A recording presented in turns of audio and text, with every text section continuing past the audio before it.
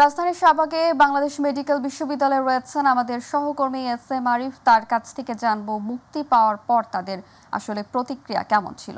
আরিফ, অবশেষে মুক্তি পেলেন জামায়াত নেতা এটিএম আজহারুল ইসলাম। তাদের প্রতিক্রিয়া কেমন দেখছেন বা সেখানকার পরিস্থিতি আসলে কি আমাদেরকে জানাবেন? শাওন, এই যে সংক্ষিপ্ত রায়ের যে নথি সেটি কিন্তু গতকালই কারাগার থেকে পিজি হাসপাতাল, যেখানে আসলে এটিএম আজহারুল চিকিৎসার জন্য রয়েছিলেন, যেটা হলো কারাগারের তত্ত্বাবধানেই, সেখানে এসে পৌঁছায় গতকালই। কিন্তু তবে নিরাপত্তাজনিত কারণে কালকে কিন্তু তাকে আসলে ছাড়া হয়নি বা মুক্ত হননি তিনি। আজকে সকালেই তিনি বেলা 9:30টার দিকে, সকাল 9:30টার দিকে তিনি এই হাসপাতাল থেকে মুক্ত হন। বিশেষ করে কারাগার থেকে তিনি যে 14 বছরের যে জেলে রয়েছিলেন, তার বিরুদ্ধে মানবতা বিরোধী অপরাধের যে মামলাটি ছিল এবং যে মামলায় তিনি মৃত্যুদণ্ডও পেয়েছিলেন, সেই মামলায় কিন্তু দীর্ঘ 14 বছর কারাবাস পালনের পর তিনি যখন মুক্ত হয়েছেন, আদালত তাকে যখন খালাস দিয়েছেন, তারপরেই কিন্তু আজকে সকালে তিনি মুক্ত হয়ে ফিরেছেন।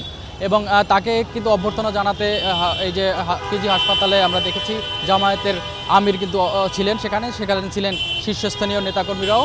এই পিজি হাসপাতাল থেকে তাকে কিন্তু আসলে শাহবাগ মোড়ে একটি এখানে একটি অস্থায়ী করা হয়েছিল, সেখানে কিন্তু তাকে অভ্যর্থনা দেওয়া হয়েছিল। এবং আমরা দেখেছি সেখানেও জামায়াতের আমির তাকে অভ্যর্থনা জানান শীর্ষস্থানীয় নেতাকর্মীরা। তিনি মুক্ত হওয়ার পর খুব বেশি কিন্তু আসলে গণমাধ্যমের সামনে কথা বলেননি। তিনি তার বক্তব্যে যেটি জানিয়েছেন যে তিনি যে 24-এর এই যে অভ্যুত্থানে যারা নেতৃত্ব দিয়েছেন, একটি 16 বছরের যে একটি সরকার রয়েছিল, সেই সরকার পতনের যে আন্দোলন ছিল 24-এর, সেই 24-এ যারা যোদ্ধা ছিলেন, যারা মৃত্যুবরণ করেছেন, তাদের ধন্যবাদ জানিয়েছেন। এবং তিনি বলেছেন এই 24-এর এই যোদ্ধা বা অভ্যুত্থানের ফলেই কিন্তু আসলে তিনি আবার নতুন করে মুক্ত হতে পেরেছেন, সেটি কিন্তু তিনি জানিয়েছেন। এবং এইটি তার জন্য স্বাধীন বাংলাদেশে তিনি আবার নতুন করে আবার আগের মতো করে ঘুরবেন ফিরবেন এবং তার কার্যক্রম চালিয়ে যাবেন, সেটিও কিন্তু তিনি জানাতে পেরেছেন এবং সে কারণে শুকরিয়া আদায় করেছেন। পাশাপাশি তিনি বক্তব্যে বলেছেন যারা জুডিশিয়াল ক্লিনিক, তিনি এটিকে জুডিশিয়াল ক্লিনিক বলছেন, যারা জামাতের নেতাকর্মী সহ মানবতা বিরোধী অপরাধে অনেককেই কিন্তু আসলে মৃত্যুদণ্ড দেওয়া হয়েছে এবং অনেকেই কিন্তু কারাবাস বরণ করার সময় কিন্তু মৃত্যুবরণ করেছেন।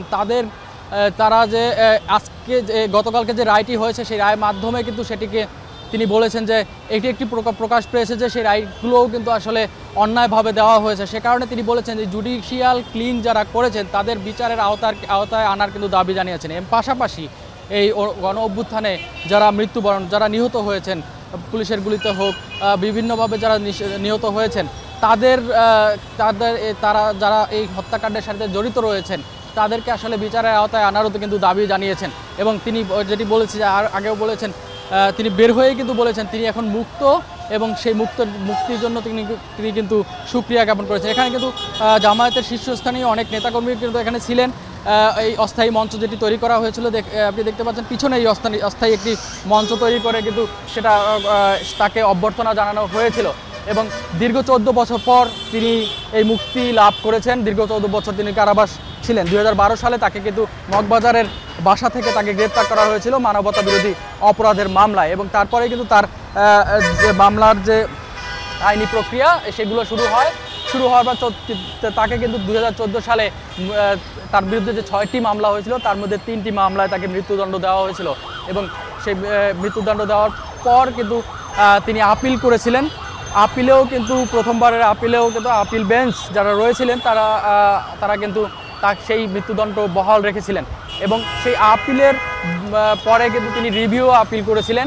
সেই রিভিউ আপিলের পরে 5ই আগস্ট পরবর্তী সময়ে, 5ই আগস্টে যখন সরকার পরিবর্তন হয়, সেই 5ই আগস্ট পরবর্তী সময়ে কিন্তু তার সেই রিভিউটি গ্রহণ করা হয় আদালত থেকে। এবং তারপরেই আবার নতুন করে বিচার কাজ শুরু হয় এবং সেখানে কিন্তু তাকে 2 দিনের শুনানির পরে তার রায়ের দিন ঘোষণা করা হয় গতকালকে মঙ্গলবার। এবং সেটি মঙ্গলবার কিন্তু রায় ঘোষণা হয়। এবং মঙ্গলবার 7 সদস্যের যে বেঞ্চটি ছিল প্রধান বিচারপতির নেতৃত্বাধীন, সেই প্রধান বিচারপতির নেতৃত্বাধীন 7 সদস্যের আপিল বেঞ্চ তাকে কিন্তু বেকসুর খালাস প্রদান করে এবং সেখানে 7 জন বিচারপতিই তাকে কিন্তু খালাস প্রদান করেন।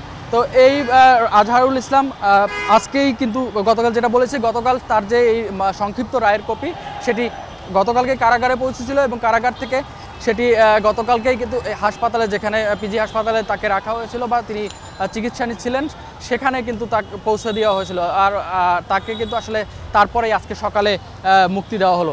তো এই ছিল আমার কাছে সর্বশেষ। আরিফ, আপনাকে ধন্যবাদ।